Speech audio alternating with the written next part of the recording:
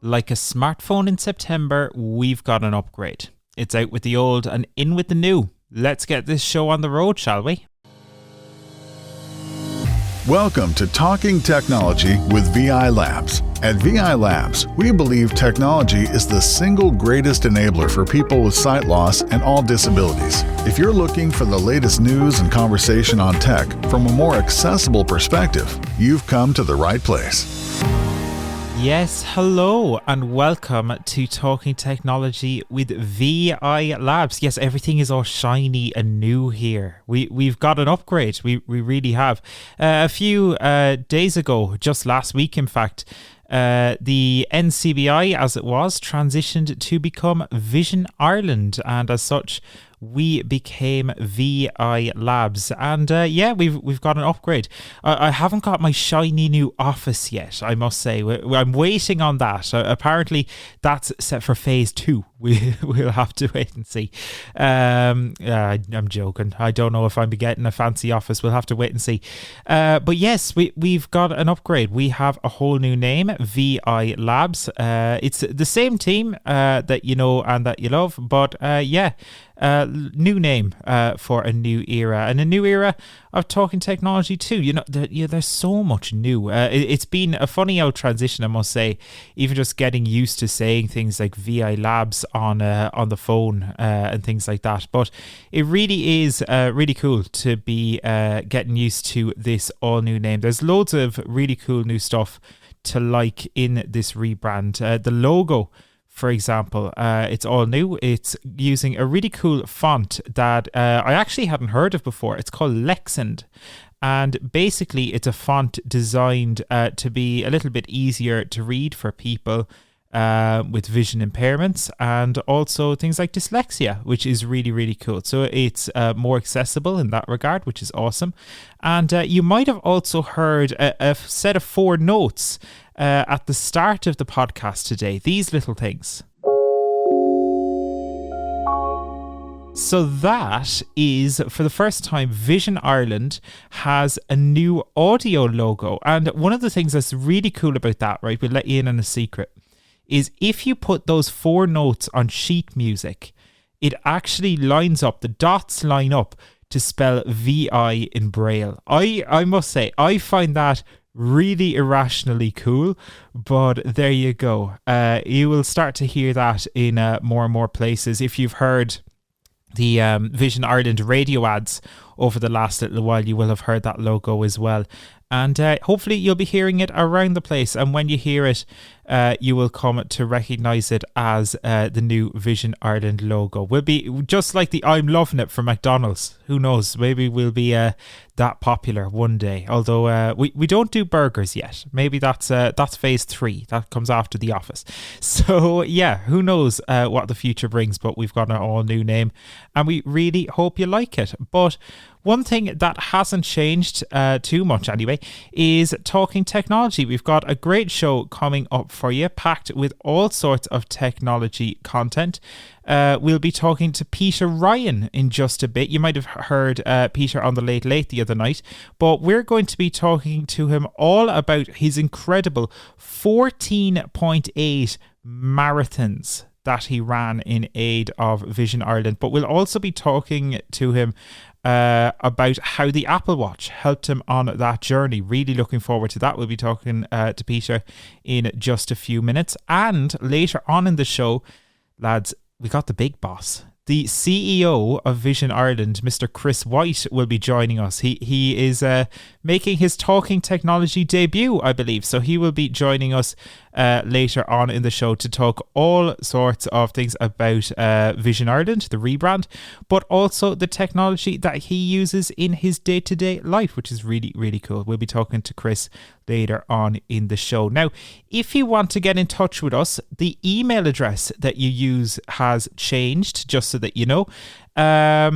Yes, we've got an all new email. Now, You can still, as always, send an email to labs@vi.ie if you need tech support. But if you want to get in touch with the content team specifically, maybe you want to share tech news, or maybe you want to tell us we were wrong about something we said on the podcast, maybe you want to correct us, maybe you want to send in your technology opinions, we would absolutely love to hear from you, and we might include some of your thoughts in future shows of Talking Technology, or maybe in the newsletter. So you can now send us an email. Here's the new address: to content@vi.ie. That's content@vi.ie. And we would really, really love to hear from you. There's so much really cool tech out there, and I'm sure you're playing with some of it at home too. So we really do want you to share your thoughts, and who knows, maybe it will play a part in a future episode of Talking Technology with VI Labs. But with that said, let's get down to business, shall we? Peter Ryan, you will have heard him on the Late Late the other night. He ran an absolutely incredible 14.8 marathons. And not only that, the man did it in just 5 days, finishing on World Sight Day. Yesterday, I caught up with Peter to tell me all about the really cool stuff that he did for the Ultra Endurance event, and how the Apple Watch had been helping him. This is what happened when I caught up with Peter yesterday. So joining me now on Talking Technology, fresh after his appearance on the Late Late Show, what a come down this is, we're joined by Mr. Peter Ryan. Peter, how are you? Welcome to Talking Technology. Not too bad at all. No, back to my roots. You need not worry about the Late Late. That was a one-stop shop for me, I'd say. Who knows? Well, we never know. Never say never. But Peter, firstly, welcome to Talking Technology. Before we really get started, there are going to be some listeners who may not have seen the appearance you had on the Late Late, or may not have heard a whole lot about your story before. But you did something quite incredible. But before we talk that, do you want to tell us just a little bit about yourself, your own background?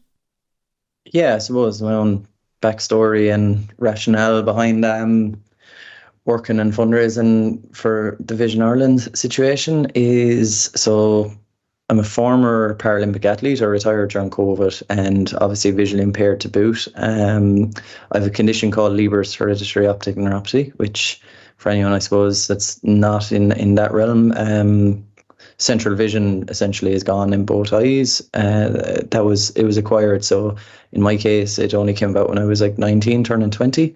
So like that, I suppose, preaching to the converted here for the most part in this audience, we know, I suppose, the run of the mill and that. But it was definitely obviously a crazy time between getting diagnosis and trying to figure things out. And I was coming from a background where I was working in construction, playing sports, just living the very normal day-to-day stuff. But like I say, conscious, like I'm talking to an audience here that knows this story very well, and every bit as much as myself. But it's I suppose that's my backdrop and what brought me here. So then you were working, you mentioned there, in things like construction, you were doing sports.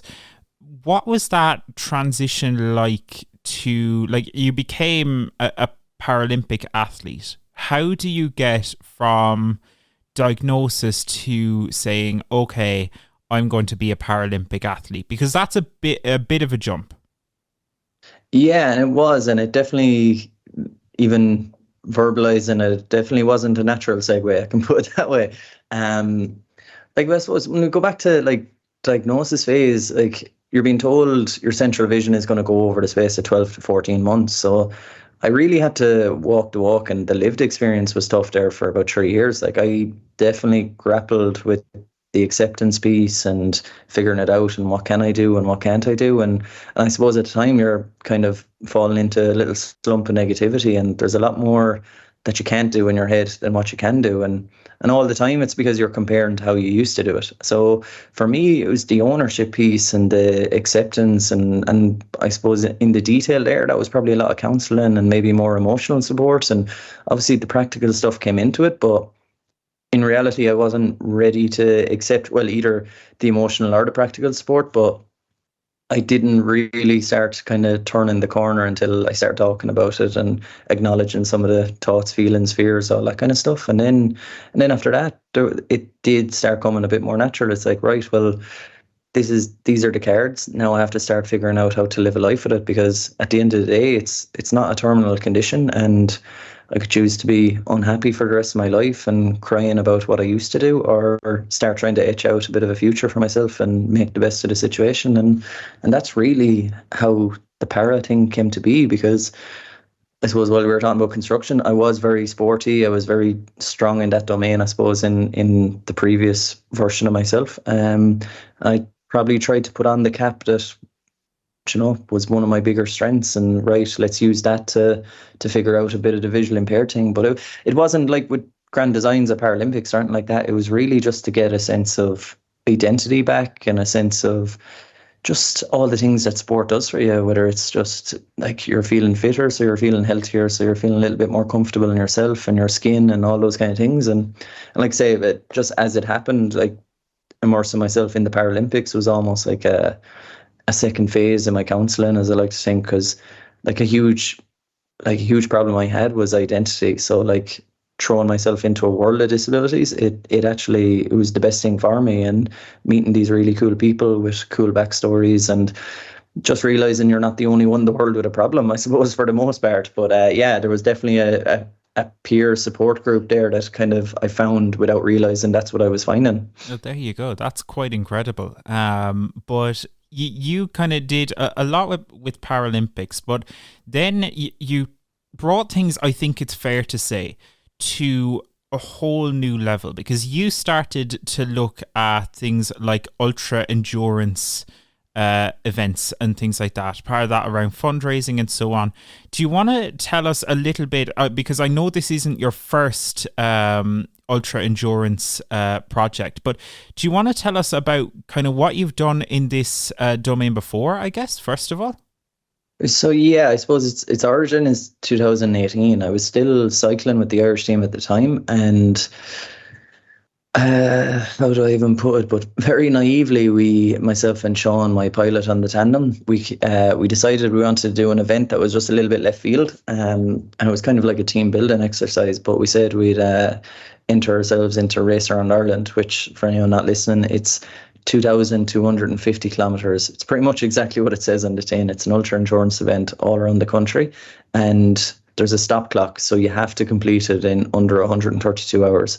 So it's essentially non-stop. But we entered in that, like I say, very naively, but we actually became the first tandem partnership to ever finish the event in 10 years of the race. It was pretty grueling stuff, but I suppose that's where I got the little bit of a flair for the ultra endurance stuff, from what it was from a physical point of view, but even just what we did. We ended up doing a bit of fundraising for a local cause down in Tip, and we raised over 90,000, and just became this really cool special event. And I always I left it after a week or two realizing it's like, I want to do more of this, but it was like it has to be the right thing. It has to be the right event. And yeah, so that's kind of where it all started out. That's crazy. And that brings us on to this massive run, right? I've got a photo here in front of me, Peter, right? And it's a photo from your Instagram of an Apple Watch, right? And it's showing a running workout, right, of over 8 hours, right? An average of only just over 5 minutes per kilometer. And like an insane number. Let's look at this, right? An insane number of over 84 kilometers in 8 hours. You ran 84 kilometers in 8 hours, and that's just the training. So you clearly are much fitter than me, first of all. But how do you go from tandem cycling to this incredible running attempt? And what is it exactly that you were building up to here? So the event that I was building up to was to run from Malin to Mizen. Maybe a bit of my simple mind, I had cycled around the country, and I was like, right, the next thing, like just for sheer symmetry, maybe. Like it's a nice one to be able to say it. I've cycled around it and I've ran from top to bottom, but that was the event, and I suppose I had a little niggle to do it for a long time. Then during COVID, I retired from Paralympics, just all the uncertainty, all the everything that went with COVID. But I kind of found myself doing a lot of running during it. It was just good headspace. Me and my housemates were getting out, doing a little bit, and the distances were kind of getting bigger and bigger. And I suppose really where I kicked off was like, because I wasn't thinking about Malin to Mizen back then, but it quickly kind of dawned on me how much I actually love this running scene. And I hadn't fully retired at this stage, but I was like, I suppose, like I say, I have 10 to 20% vision. So I found I was actually having a level of independence out running that I never had on the bike. And I suppose one thing kind of grew to the other. But so yeah, at the start of this year, I was like, look, things were somewhat aligning work-wise, life-wise, all that kind of thing. And I was like, look, if I don't do it this year, I'm never going to do it. So I started talking out loud and saying, you know what, I'm going to try and run from Malin to Mizen this year, turn it into a big event from a fundraising point of view, from an awareness point of view, and had some conversations with the guys in Vision Ireland, and one thing led to another, and my crazy idea, I suppose, got solidified pretty quick, and all of a sudden I realized, right, this is happening. And then I suppose you have to get into the how is it going to happen, and obviously training. And like when I started this in January, I wasn't doing the colour of what you just mentioned there, the 80Ks or anything like that. I was comfortable to do a 15K. That's really Sure. where I was back in January. So yeah, like the event itself was 586 kilometers over 5 days. That's But kind of, just take yeah, that in aside. That's kind of mental, isn't it? When you think about, do you think you've like totally processed that yet? no, not a bit of it. Like I actually need to sit down with someone and kind of do a bit of the extracting, the thoughts, the feelings, that kind of stuff. But in essence, what it was, like the practicality of it entailed. So yeah, shy of 600 kilometers in 5 days, and you're talking 108K was my smallest day, and like 126 or 128, something like that, was my longest day. So it was pretty grueling, but like all of it was self-inflicted. I decided on the timeline, I decided on the route. Obviously I had a team around me that were helping, and logistics and this, that and the other, but it wasn't like I suppose one of the first things I realized after a couple of months of the organizing side of things was when I did that event back in 2018, the cycling event, it was an actual race.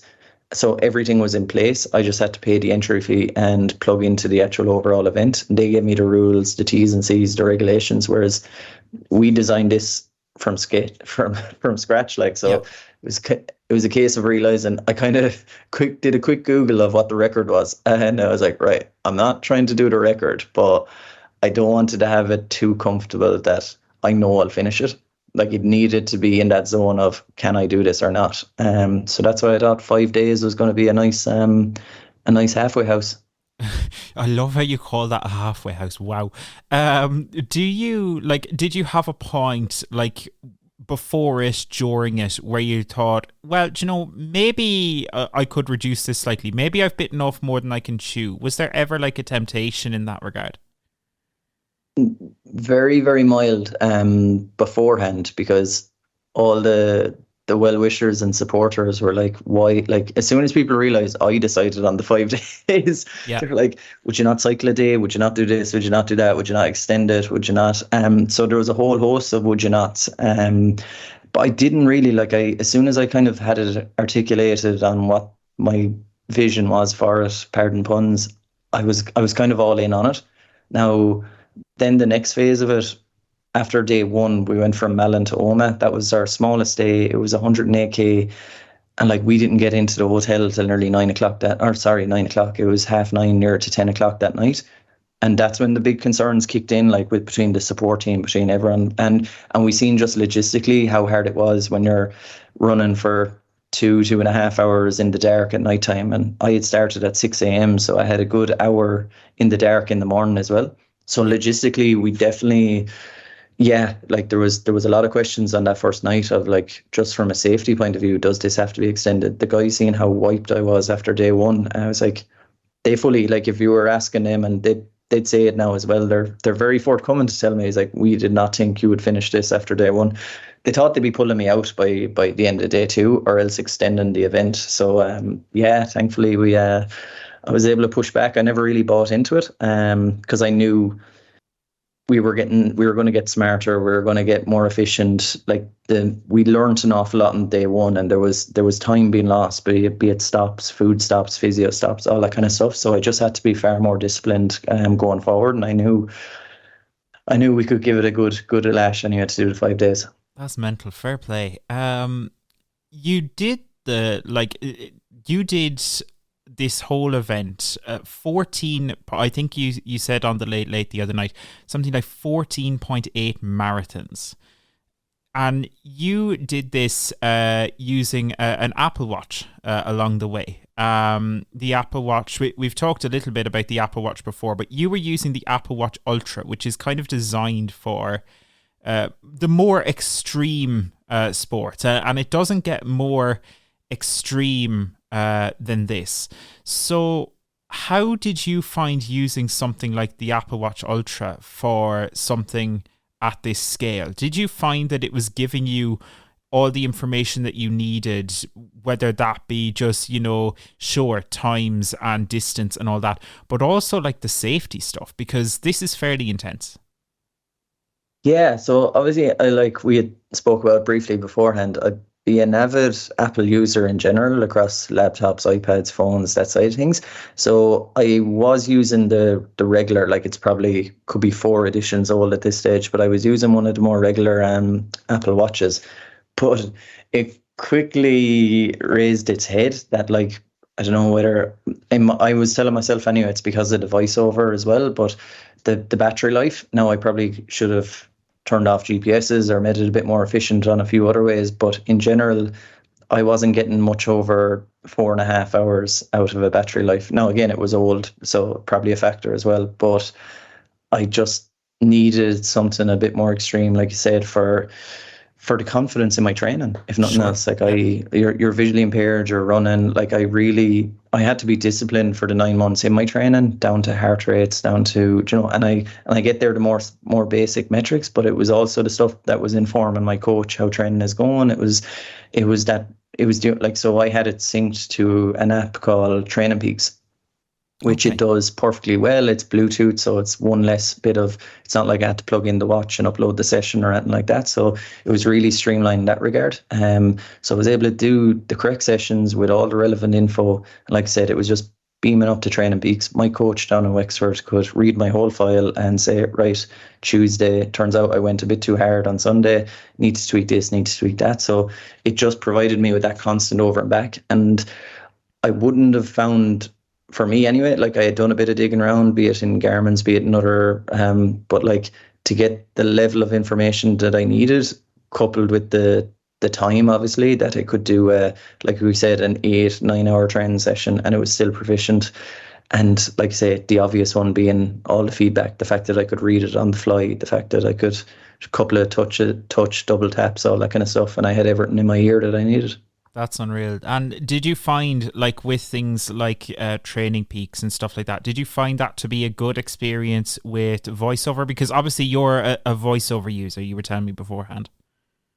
Yeah, Training Peaks, the app, I use it predominantly on the iPad, scrolling away there. It can definitely be better, but that's fair. But again, it's improved. I've been using Training Peaks for 8 years, and I've actually seen it improve, to be honest. So I'm slow to get my horse and bang a drum, because I know I suppose the glitches are being ironed out.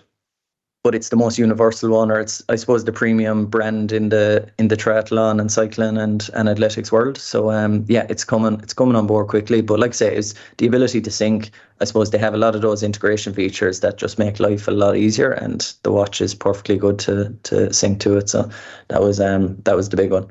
Fantastic. And how did you find, you mentioned there things like battery life and so on, how did you find the Ultra did on that front? Well, I'm assuming it was a case of, charge it each night, and then, how would it last? It'd last the full workout session and so on? Yeah, I was getting, take that 8 hour session that we were referencing there, in reality, that was near to, I'd say, 10.5 to 11 hours that day. So while the pace was high, I was I was making that. It was like my own little backpacking mission. So that was a point to point where I ran down to Waterford. But like I was pulling up in a cafe for an espresso and a toasty. I was like, I had to refill water. I had to keep food on the go. That I kind of mean, stuff. that's allowed in like, fairness, Peter. yeah, exactly. Well, people will allow it. Yeah, exactly. So yeah, I had that watch with the voiceover on, tested up to probably 12 hours and was perfectly efficient. And then on the event itself, so yeah, charge it up the night before, and I would set sail generally at 6 a.m. And then, as a rule of thumb, I was probably getting in around 9 p.m. into the hotels. So it was on the limit of it, but I was able to pull off. I was able to pull off that kind of distance without a charge. And like I said, that was GPS on, all that kind of stuff. Now there was one day where I think we were on the road even longer. Like I said, that 130k day, that was more like a 16-hour day, from hotel to hotel. And yeah, I kind of copped it. I kind of knew by the battery life the day before, it's like, this is going to need a little bit of juice. So just when I had my lunch break, I had the charger on the in the van, and we just gave it a little bit of juice for 40 minutes, and away we went, and it was fine. So, and again, it was purely like, it was confidence, really. It was to know, right, the heart rate is where it needs to be. Like, because you're second guessing every step on an event like that. And it was just one little piece of maybe it's just even the placebo puzzle, but it really kept me on an even keel. And again, you talk about these features aren't like, do you know what I mean? They're like, it'll do it at the basic level. But for me, just to be able to know, right, it's 15k to the next town, and I'm able to monitor that, because the head plays tricks on you on an event like this. And if I didn't have the ability to count down that 50k, I think I would have cracked an awful lot quicker. So sure. Yeah. And how often would you find yourself checking it, like during the events? Like, would you try and check in like every, like, I don't know, 10 kilometers less, or like, how did that? Or less. Yeah, I was checking a lot less. To be honest, like come day 3, I was kind of setting my goals of not checking, but because like all of a sudden, 120k can seem like a long way away. Even those 15k stretches to the next stop till you get a new cup of tea for yourself, they can seem. So I was like, right, I'm going to have to do 2k without checking. Yeah, and it can become as small as that. Like, but yeah, because like I say, it was just, again, you're visually impaired. You're not taking in as much of the surroundings, from the roadside to the countryside to traffic to this, that, and the other. So like, it was one of my main distractions. But it was just the only bit of feedback I had. It's like, right, yeah, you're tipping on. That's 1k less. And I was trying not to check it, but like, it became the constant. I'd say anyone looking at me, because I didn't have the headphones on a lot of the time either, because the staff, the support crew were like giving me instructions or trying to shout out a car at me. So I was kind of, but like, I'd say there's a lot of photos of me with my wrist up to my ear, and people wondering what's going on with that lad. Yeah. Oh, that's amazing. I assume, and please tell me you closed your rings. Yeah, and I haven't closed one since, I don't think, but got a little health notification saying my steps are down for the month anyway. So now, Peter, what are you doing, boy? You need to get those back up again. I know. There's easy enough now to like.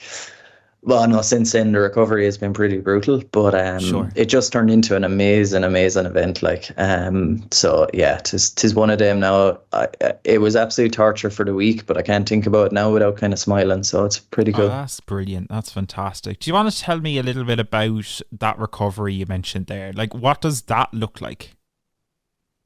Painstaking, and not very easy on the eye. Like so the event finished, I suppose I never mentioned that. So the plan was to do it in 5 days, but the hope was to finish it on World Sight Day. So we finished it on the 12th of October, which was the intended plan. And that's really one of the reasons I got so hell-bent on it has to be 5, because I started now on the Sunday. So finishing it the day after World Sight Day just didn't have the same mystique for me. Sure, yeah. But so yeah, like that, like the body was breaking down pretty bad from day 2.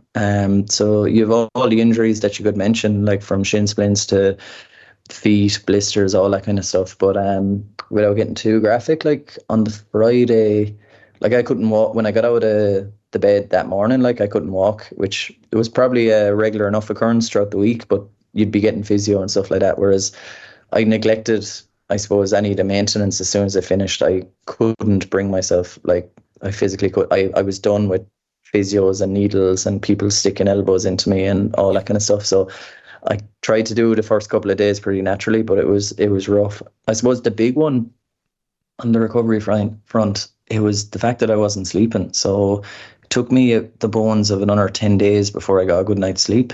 And when you're not sleeping, then you're not getting the recovery in. So the inflammation was pretty profound now from the kneecaps down. Like I didn't wear runners for a full week. I had oversized flip flops on me literally for the whole next week, just between the blisters, the size of my feet, everything. And then a lot of muscular stuff to go with that. So shins, feet, hip flexor was fairly done in, quad. Yeah, there was, the list of ailments was growing, but no, I'm a month later now, and it's really genuinely only in the last week I feel kind of semi-human, because aside from the physical stuff and the inflammation and all that kind of stuff, then you had the fatigue as well. But one semi-funny note is we stayed in a hotel in Skibbereen the night it finished, and I was checking out of the hotel the next morning. I was going around with crutches, didn't have any shoes or socks on me because obviously I couldn't put them on, and a lady in the reception asked me, were my feet burnt in a fire? So that was... Yeah. That tells a story in itself, doesn't it? Yeah. The fact that she felt the need to ask the question, and I'm like, these must be very bad. Yeah. So no, wow. It was pretty rough. Like I said, the sleep, that was the big one for me now. The fact I couldn't sleep meant you couldn't really... Yeah, you're just going around the fog for the next 2 weeks. That's amazing. Wow. You know, the body, I guess, isn't designed for, you know, even things as simple, I'm sure, as like the amount of calories you're going to burn during an event like this. Do you have any idea what those numbers look like, and what kind of impact does that have in the real world? Yeah, so again, I suppose the watch was a good friend of mine for that recording as well. But I essentially was looking at about 800 calories an hour is what I was burning. So I was gone north of 10,000 calories daily on the running front, which trying to get at the end, I'm certain of nothing more than this. I definitely wasn't kind of hitting the equilibrium, but I was trying to do my living's best, and a lot of the time you end up defaulting to kind of, dare I say it, like you're going to quick releasing sugars as opposed to anything that's like remotely related to being healthy as a general rule of thumb during the day. But it was really keeping the blood sugar levels fairly on a keel, and I'd get a longer break in the middle of the day, and I was trying to get in like as much carbs as you could during that stint, solid foods, that kind of stuff. But the one that I didn't, and it didn't come against me in training at all, but then during the event, I think it was the day after day aspect of it, but the stomach was just struggling. It was really struggling to take in food. So a lot of my calories were coming almost in liquid format, and then you're trying to eat in the hotel at nighttime, and that was that was the most frustrating thing of the whole lot. Like when the day was done, the body was still battered and bruised, and it didn't want, like, there was no, essentially, like when you're running to that extent, like the blood has left your stomach and gone to the limbs and stuff like that, but it made it super, super hard to try and eat food and eat the dinner in the hotel that night. So really I was chasing all the time. But yeah, again, I probably need to talk to someone on it, on what worked and what didn't work, but it was that was a constant battle, just trying to keep enough food into you, and like say that you weren't having any reactions, that you were able to tolerate it, and that you were able to get into it, because like I said, the body, it's completely counterintuitive, but it just didn't want food. It's incredible to see, like, isn't it, how the body reacts to things like this. But you got through it, and it's incredible. It's an incredible achievement, and one that you will always be able to say, yeah, I did that, and fair play to you for it. And you did it, to your credit, to raise funds for Vision Ireland. And thank you, first of all, and I know many in the organisation and outside of it have said thank you as well for the incredible achievement that you've done and what you've put yourself through for the organisation. But people can donate to the event, how can people do it? So we have, like, I built out the website myself because I suppose initially I had done this from completely outside the organization, and I approached them about the idea and stuff that way. But like, it's nearly turned into an amalgamation of both of us now at this stage. But so the website I built out is petersvision.org. People can go to that and donate. And I think it's on the landing page now at vi.ie as well. So if you go to the Vision Ireland website, there should be a little section there on our run. So our DI donate page is Peter's Run as well. So Malin to Mizen Peter's Run. So like, there's a couple of different options there, but it's just been phenomenal. The amount of people that gravitate towards the event. We've, like, currently we're over 110,000 euros that we've raised, and look, at anyone listening to this channel and knows the organisation knows it's going to a good place. But for me, I set a lofty goal on the fundraising, and it was pretty much in my head. It was like, look, I really want to do 100. Maybe it was pride, ego, all that kind of stuff, or maybe it was just to justify the hardship I was putting myself through for the last 9 months. But Which I I like, think is fair. I was like, this is a big event. Like, I wanted it to land on the masses and kind of. But for me, the real currency was the awareness piece and some of the conversations we're having like this, and not just having them to the visually impaired people, like having them to workplaces, having it in mainstream, like having it in a GA club. Just we're on the late getting that the message other night, out there. for God's sake. Like, that makes, it's little things like that make a big difference, isn't it? 100%. Like, so, and like, what the story that's true of me is probably true of most of the members, whether it's like reorientating, like definitely with the acquired condition. I'm sure like anything I'm saying is very, very relatable to anyone that's went through it. But like, figuring out how to use the laptop, how to use, like all these things that once upon a time I thought I couldn't do. So that became a bit of the mission statement as well, is kind of change a few perceptions and to do something that, like you said, I'll be dining out on it for a while, because the reality is not many people could do it. Like, I laughed, we were talking about the Late Late Show, and I was on with Robbie Henshaw and all the kudos that goes with that. Like, but even for him, like, as a pro athlete for the last 12 years, like, he could not fathom. He's like, how you did this? Like, and it's like, that's kind of what I wanted. Not for me myself, but almost like just to open up that conversation. So yeah, it's been a pretty cool couple of months. And it shows as well that visually impaired people can do this kind of stuff. So it's a massive thing on many, many fronts. And thank you, Peter, for it. I do want to ask you before we finish up, because this is talking technology, the Apple Watch and Apple products in general there. You were using the Apple Watch Ultra. Would you recommend it for your average Joe Soap who maybe isn't running the 14.8 marathons? Is it a good smartwatch for someone who might just go to the gym, might want to do a little bit of running, that sort of thing?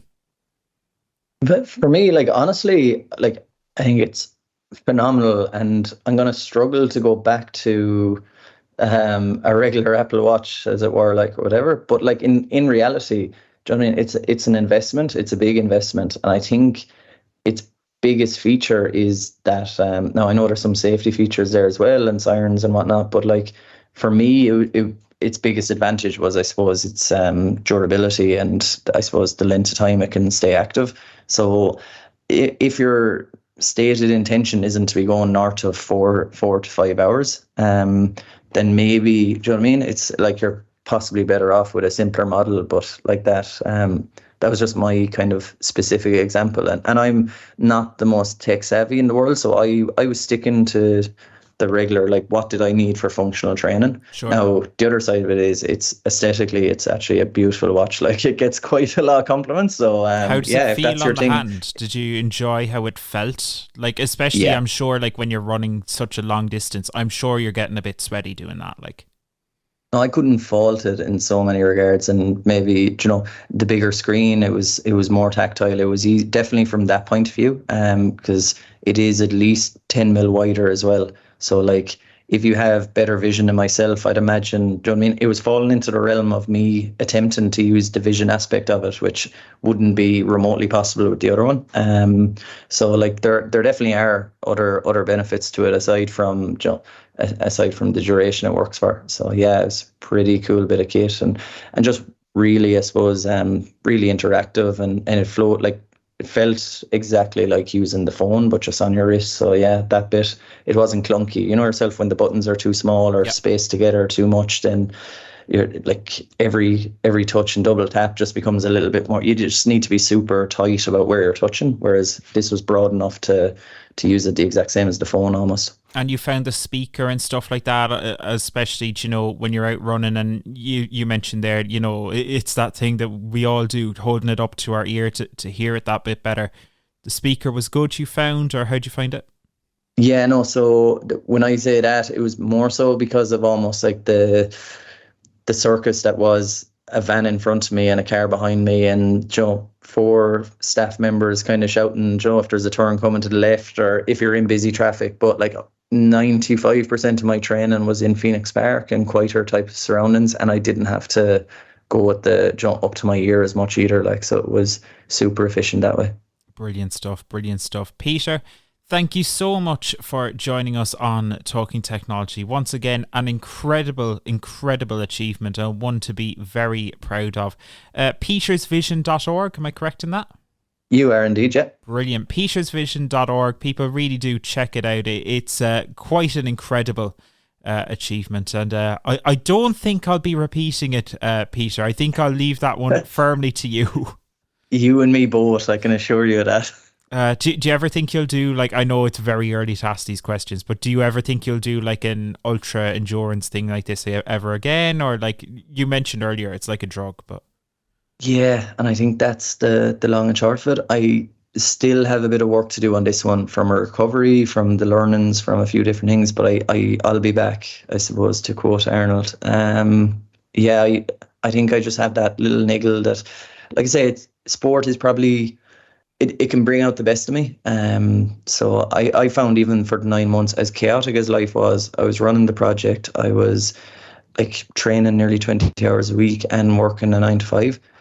It was probably the most like I don't know, I had the most amount of purpose in my life, I suppose, for the last 9 to 11 months or so, however long I was training for this. So yeah, it's definitely a thing I want to emulate a bit more of. But for the time being, rest and recovery is higher on the priority list, and I'll be shot in the face, I think, if I said to anyone in my life that I was going doing something crazy again. So I mean, we'll just let the dust settle, and then we'll revisit.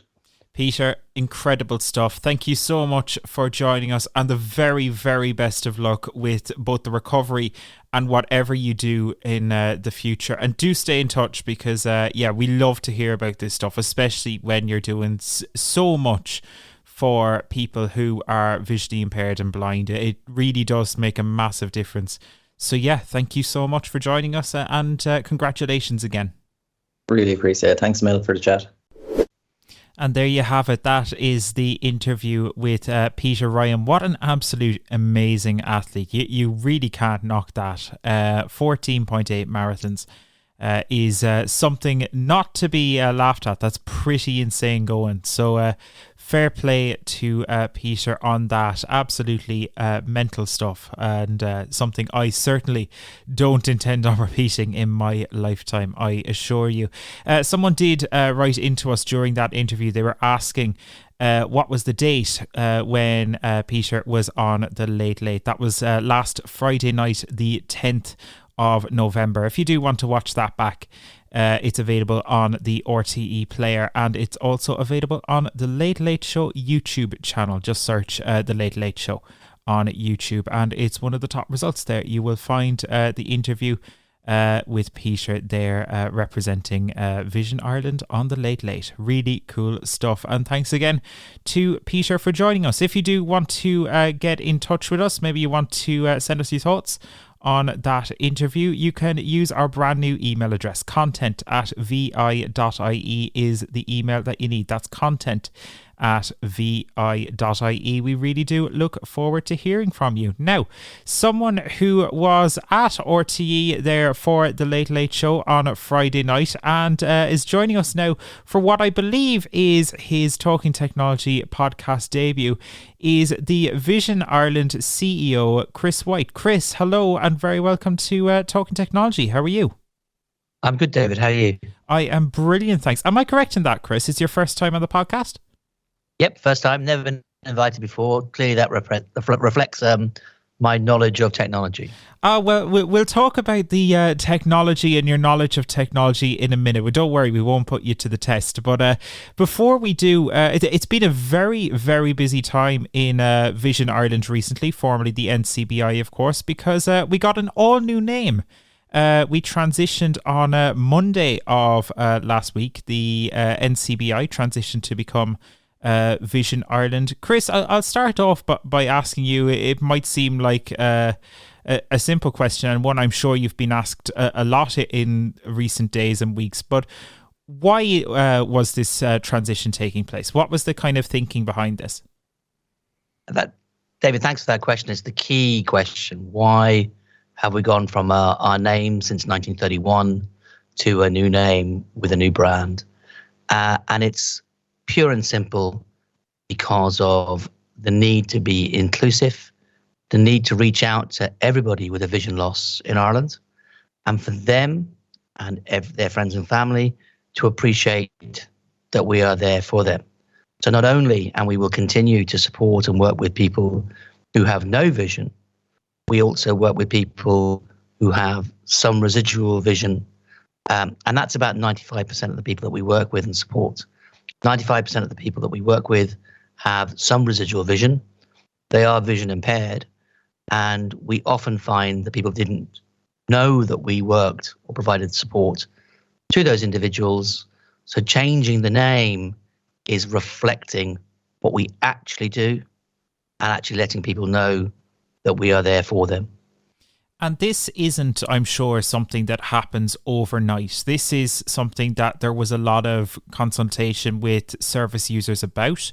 And it's also something that has been in the works for quite a long time. What was the background to all of this, really?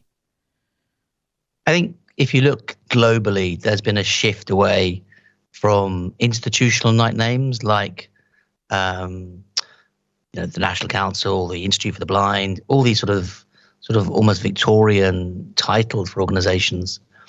You're seeing organisations like Sight Scotland. You're seeing organisations like Vision Australia. So there's very much a move globally to recognise that we don't just work with people with sight loss. So we've been aware of that move for probably a decade. We've been really thinking about what the right time and what the right name should be. We've engaged in a couple of big rounds of consultation with service users, with clinicians, with friends and family, with other stakeholders. And being Vision Ireland was the choice of the vast majority of people who we engaged with. It was the brand of choice. It was the brand that was most inclusive, and it was the name that people could really identify with. So there's a lot to this. We spoke in the intro about the new things like the new logo, using the more accessible Lexand font, for example. We have an audio logo for the first time for those who can't see our visual logo. I've got it on a sound pad right here beside me. There's really a lot of really cool new things with the Vision Ireland brand. What was it that most excited you when you started working on this project? What was it that really gave you the, wow, that's cool, I really like that? I think there's so many things, David, and you should take credit as well for the Sonic brand and promoting it. So I think the Sonic brand is amazing. I think the new logo is great. I think the new website is fantastic. I think the whole look and feel of the brand is very fresh. But they all pale into insignificance into the fact that literally last month, the Central Statistics Office released their figures about people with sight loss in Ireland. So in 2016, the figure was 54,810. The figure in 2022 is 296,000 people. It's a big jump. So huge jump. And if we are if we're reaching about 8,500 people that we're supporting annually, that's, five, it's a very small number of the total sight loss population. So when those figures came out, it really reinforced the need to extend our reach to say that people that we were an organisation that were there for them. And for me, the cool thing is the total package. Sure. Total package of the ambassadors like Edie and DJ, the ambassadors like Jackie McGrath, the ambassadors that are speaking about how the service has always been there for them and will be there for them in the future. But comments online going, oh, I didn't know that you supported my condition, or I didn't know that I could come to you for help. That's the cool piece, the fact that we're reaching new audiences, that ophthalmologists think they can refer to us and don't think that there's no one to point their patients to. It's opening up new opportunities for people with sight loss, new services, and delivering something that could be life-changing. That's the cool bit. Yeah. The rest of it are all tools to get to where we want to get to.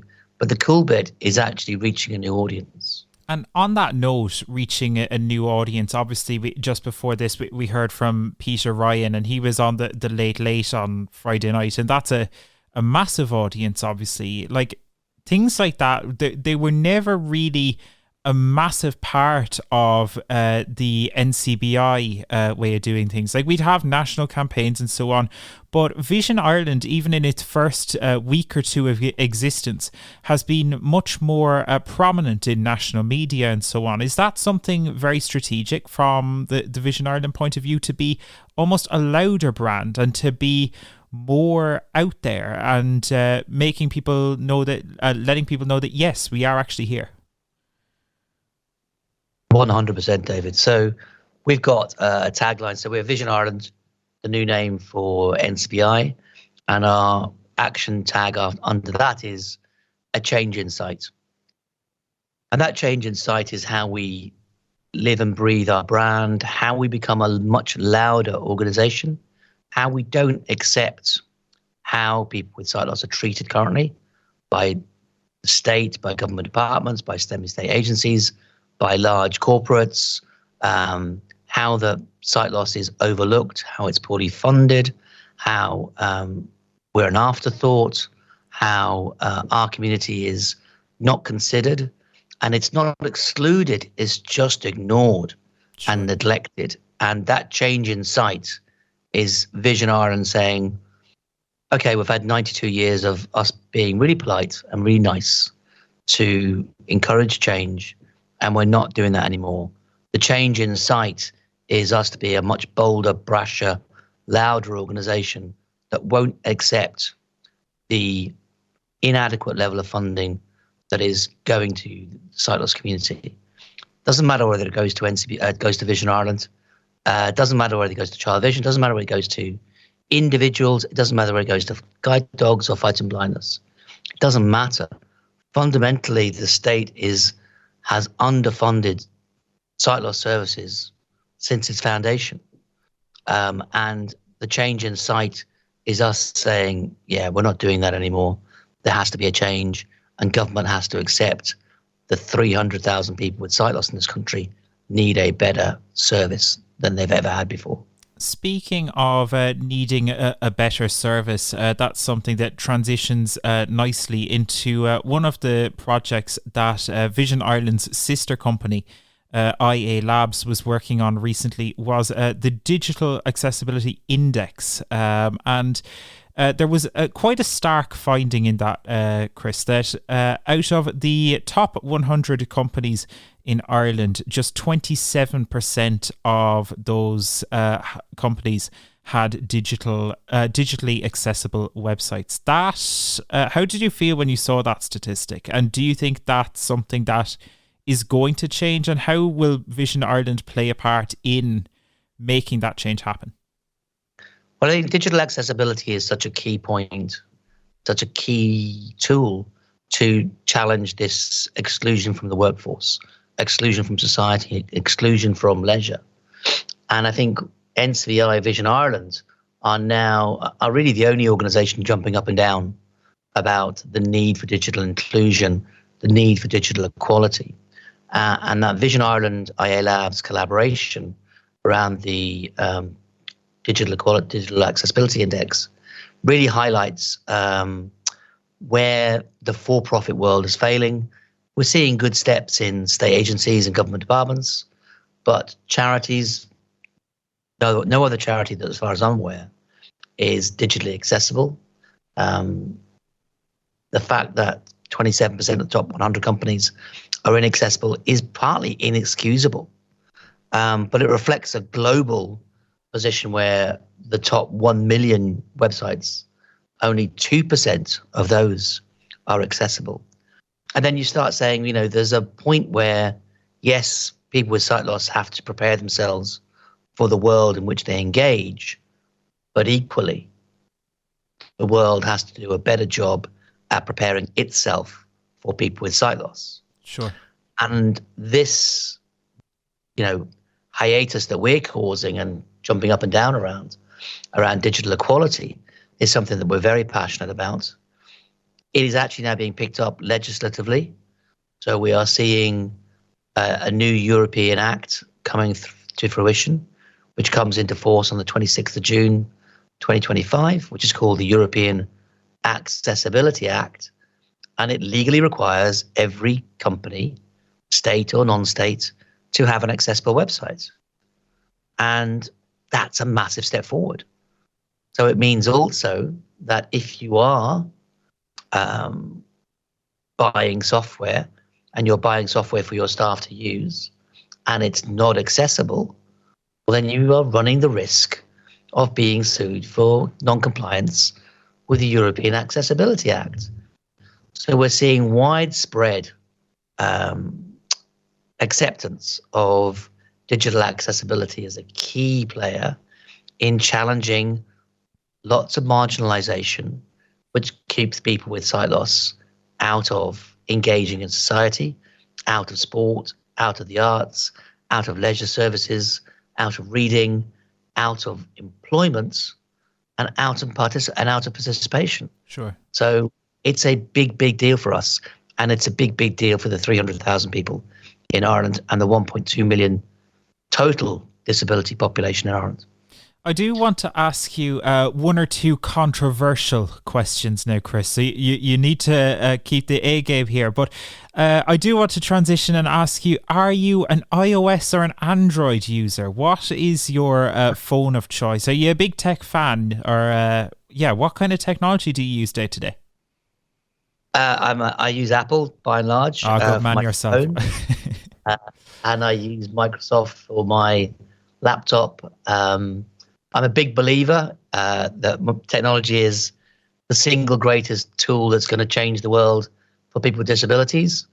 And that's why I've been such a passionate supporter of technology in Vision Ireland, because I think it is hugely impactful, and changing people's opinions and supporting people into digital services makes such a big difference.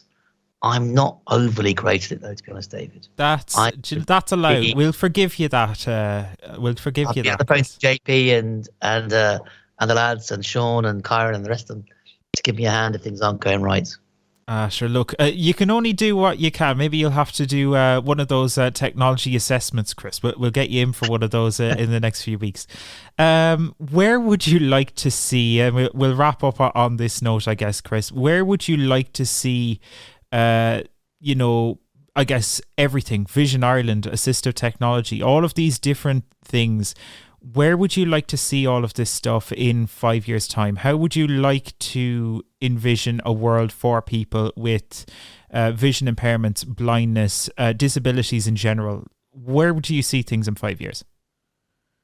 Where I would like to see things and where I think things will be, I think are two different things. I would like to see a more inclusive world. I would like to see the employment figures for people with sight loss and with disabilities generally start to hit the 50-50 percentage-wise. I think that's really, really important. And I think if you can't see it, you can't be it. Having more people with disabilities in the workplace raises the acceptance, raises the talent pool, raises a greater understanding about how much talent there is in our sector, that we're not overlooked and we're not ignored. I'd like to see every website in Ireland being digitally accessible. I'd like to see adequate funding for sight loss organisations. I'd like to see transport in particular to be better. I'd like to see a bigger travel assistance program, which really enables people to get out of their locality with confidence. And today we had the Lord Mayor of Dublin walking Whitworth Road, where our head office is. And I'd like to see Whitworth Road in its entirety as the best road for somebody with sight loss to travel in the whole of Dublin, given that this road is the road most travelled by people with disabilities in this city. There's a lot in that, but at the same time, all of it seems very, very reasonable, Chris, in fairness. So on that note, Chris, I want to say thank you very much for joining us on Talking Technology for the first time, but I'm sure it won't be the last, Chris. We will have to get you back. We'll have to, you'll need to do that screen reader test or something like that one of these days. We'll put you to the real test on the show someday. But David, you should play the Sonic brand. Oh, yes, we've got the Sonic brand here. A lovely sound, isn't that, Chris? That is fantastic and well played. And I must say, the bit that I find really cool, and we talked about it at the, and this had nothing to do with me, this was not my idea. We talked about at the start of the show that if you put that on sheet music, the 4 notes that actually line up to form dots of VI in Braille, I think that's so cool, I must say. So it shows a level of sophistication. It sure does, absolutely. And I think, and I was trying to think on this. I think we're one of the only sight loss organizations in the world to have something like this. I think ACB in the States had something for a time for their ACB radio service, but I think we are one of the first with an actual Sonic logo. Maybe not the first, but certainly one of the first, which I think is really cool for a sight loss organization, isn't it? Certainly is. We're in good company with Intel and Netflix and RTE. And McDonald's and all of those cool companies. We were saying we'll have to get the burgers in here for the I'm loving it ones. Who knows if we'll ever get that popular. But well done, David. Well done, you. Thank you. I can only take a tiny bit of credit for it, but thank you very much, Chris, and thank you for joining us on Talking Technology once again. So there we go. If you do want to tell us what you think of the rebrand, please do feel free to get in touch. Our new email, content@vi.ie. I'm going to say that a million times until people get used to it. content@vi.ie. We've got an all new email address. And a reminder that if you do want to get in touch with us for some technology support, the old email is still the same. It's just labs@vi.ie. That's labs@vi.ie. And we have a team of tech trainers here that will be more than happy to give you a hand with that. But now it's time to move on because it's Talking Technology News time. This is Talking Technology News. Thank you, David. And with your latest Talking Technology News, I'm Daniel Dunn. So a team in Japan are developing a smart suitcase that they hope will be able to guide visually impaired and blind people around. The concept sounds like it's in its early stages, but currently uses LiDAR technology to navigate indoors and guide the visually impaired person to their destination and get them through crowds safely. It currently weighs 30 kg, so it isn't extremely light, but it's cool to see new developments in this space, especially with AI advancing so quickly. It's running into some issues such as getting stuck in automatic doors, but the team seem to view it as a potential cane replacement someday. An ambitious goal for sure, but who knows what the future brings. In other news, are you ready to get a groove on? The video game Just Dance are working on new features to make the game more inclusive and accessible. The developers will be adding their first dance designed for those in wheelchairs, with testing already taking place at the game's studios. In Just Dance, the player must attempt to replicate the dance moves they see on screen. The most recent version of the game doesn't have any audio description or menu narration, but a Ubisoft spokesperson told the BBC game development is a really long process, but if you start to think about accessibility right at the beginning, we can make things accessible by design. So it's great to see improvements for wheelchair users, but hopefully there will be something in the new version for visually impaired players too. Next up, if you could have any creative new feature added to JAWS, ZoomText or Fusion, what would it be? The final of Freedom Scientific's Next Big Thing event takes place tonight. Last month, users were asked to pitch their creative ideas to the company for a chance to win $1,000 in Amazon gift cards. The users have been voting for their favourite features, and we'll find out the winner in a Zoom event at 11 p.m. Irish time tonight. JAWS and ZoomText 2024 have just been released, but maybe we'll see these features get added into 2025 versions. It's great to see Freedom Scientific engaging with the community like this, and hopefully it continues into the future. Finally, for now, in a cool science story, a team of surgeons in New York said they have performed the world's first transplant of an entire eye. While it's not sure if this will result in the recipient getting his sight back, it is an incredible achievement nonetheless. Whole eye transplants have long been talked about, but for Aaron James, it became a reality. The Arkansas man survived a 7,200-volt electric shock in June 2021 when his face touched a live wire. He lost much of the left side of his face, including the eye, but now he has received a donor eye, becoming the first in the world to do so. Time will tell if this will bring back his sight, but it just goes to show that the medicine moves forward all the time. So that's it for now, but if you want to comment on these stories or send us a story you saw, why not send it to us with our brand new email, content@vi.ie. For now, it's back to you, David.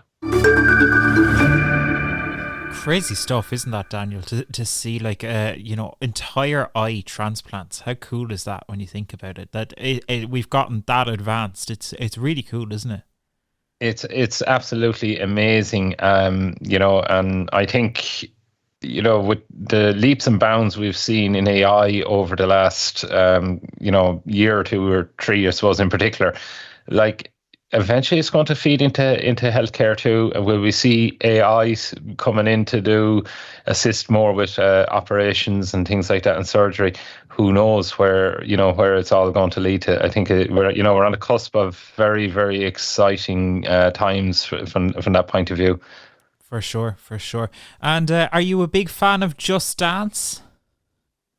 I have to say I have two left feet, so probably not for me, David.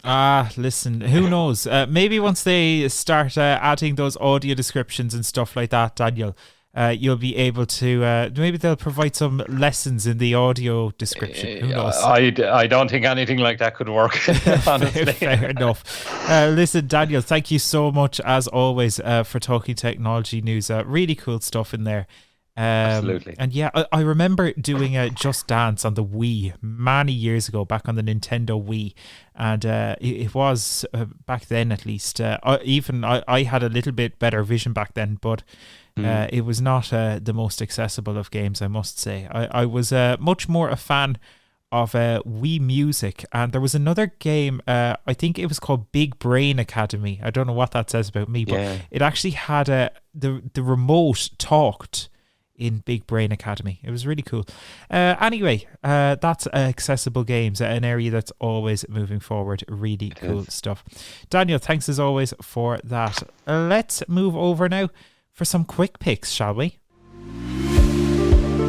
It's time for VI Labs Quick Picks. Yes, he said VI Labs. I have to get used to hearing the American lads say new stuff. Yes, quick picks. And joining us to talk about our quick picks this week, we've got Joe. And Joe, it's all about the Fitbit this week. We're going back to fitness. We were talking with Peter Ryan earlier on. Are you a Fitbit fan? Yes, I like the Fitbit, David, especially for people that don't want the full smartwatch experience. Fitbit can be a great option. There's a few different options of Fitbit. There's a Fitbit Sense 2, Fitbit Versa. They're more geared towards the smartwatch versions. They have a few more features. You might have an assistant built in. For example, on the Sense 2, you have the Amazon Alexa assistant built in, so you can summon that and ask questions like send a message or checking the time or just asking it to start workouts, that kind of thing. But some people were a little bit perplexed that they put the Amazon Smart Assistant on rather than the Google one, because they still had it at the same time Google took over Fitbit. They were hoping the Google Assistant will be on the Sense 2. But it seems a random decision, doesn't it? Yeah, it was a strange one, but maybe it didn't come in time, or they weren't able to sort it out in time for the changeover. But apparently Google Assistant will be on the other Fitbits very soon. If you want a more advanced Fitbit experience or a real smartwatch experience, you can go for the Pixel 2. It's more expensive, aiming towards the €400 mark compared to the Sense 2, which is €250. But you will get an Apple Watch style experience, and you'll also have TalkBack on the Pixel 2, which there is no TalkBack on the other Fitbits, but you can access the app on your smartphone, and the app on the smartphone is fully accessible. You can read your workouts, you can check if you reached all your goals, you can set reminders and timers and all those kind of things. You can also sign up to Fitbit Premium, which will give you workouts from personal trainers, and if you're into using Peloton or the cycling app and all that kind of stuff, you can link it, you can Bluetooth it to some fitness devices. Also, Fitbit is famous for their battery life. So many Fitbits have up to 7 days battery life, which is the main selling point for Fitbit more than anything. They're a fitness wearable more than a smartwatch, but the battery life probably wins them over for some people than the Apple Watch. Also, Fitbit can be used on an iPhone and an Android, and you'd have to have Android 9 or later for them to work. The Fitbit Charge 6, they're up to version 6 now. So the Fitbit Charge 6 is the most popular version of Fitbit. They have brought back a tactile button, which is good. It has Google Wallet on it and Google Maps. The Google Maps is probably not accessible because there's no TalkBack, but the Google Wallet, you can just tap it on at a pay point and pay for your goods. Stuff on your watch is like a brilliant experience. I constantly use Apple Pay on Apple Watch for everything now, and it's just so much more accessible because you don't have to deal with cash or anything, and you don't have to do Face ID with your phone or anything. It's just so good. It's so good, yeah, and you get that little notification to give you the peace of mind that tells you how much you've actually spent. So if they said it's €5, you know it's €5 because it appears on your watch, and it's all good. So it's same with Google Pay. Yeah, I was saying, the Charge 6, so it's nice and neat, and you can buy different coloured bands on and loops for it, so it'll be you can create it to your own design. And I think Fitbit, definitely brilliant other option for anyone who likes the smart wearables. I know, look, not everybody is able to can use an Apple Watch because they don't have an iPhone, but the Fitbit is definitely a good option for the others out there. Absolutely. And it's great to see that there are more accessible options in the fitness space of late. I actually discovered only recently that Apple have actually introduced audio hints for Apple Fitness Plus workouts now. So it's effectively like audio description, but it describes the action that the fitness trainer is doing. If they don't describe it themselves, there's actually additional audio hints that describe the movement that you're to try and replicate and stuff like that. So there's especially for people who have low or no vision, there are more and more options out there now, which is great to see, isn't it? That's fantastic, yeah. I see that there's lots of people getting into this game of, say, doing workouts in your sitting room, like I see Sky Live, to match up with their Sky Glass TV now. They have a Sky Live camera, and you can download an app to sign up to their workouts as well. So hopefully anybody that does take up these training sessions for everybody, universal training sessions, hopefully they will include these special audio described hints. That's a great idea, David. Absolutely, really cool. Joe, thanks as always for that. That, I think, brings us to a close for our another episode of Talking Technology, but our first as VI Labs. We hope you enjoyed the show, and hope you like some of the changes. Loads of really cool new stuff here at Vision Ireland. So if you do want to explore some of the new stuff, do give the website a visit. It's vi.ie. That's vi.ie. Go explore. Loads of cool new stuff to check out. So give it a look, see what you think. If you want to get in touch with us, as always, send us an email, content@vi.ie. Thank you so much for listening. You can, as always, listen back on the podcast apps and on YouTube. The YouTube channel has also changed to VI Labs now, just so you know. Just search VI Labs on YouTube. But for now, that's us. Thank you so much for listening, and we will see you again very soon for another episode of Talking Technology with VI Labs. See you next time. Thanks for listening to the Talking Technology podcast with VI Labs. If you'd like to support our show, please visit vi.ie/donate. Talking Technology is proudly sponsored by IA Labs, the market leader in digital accessibility services. IA Labs, digital inclusion, your legal obligation.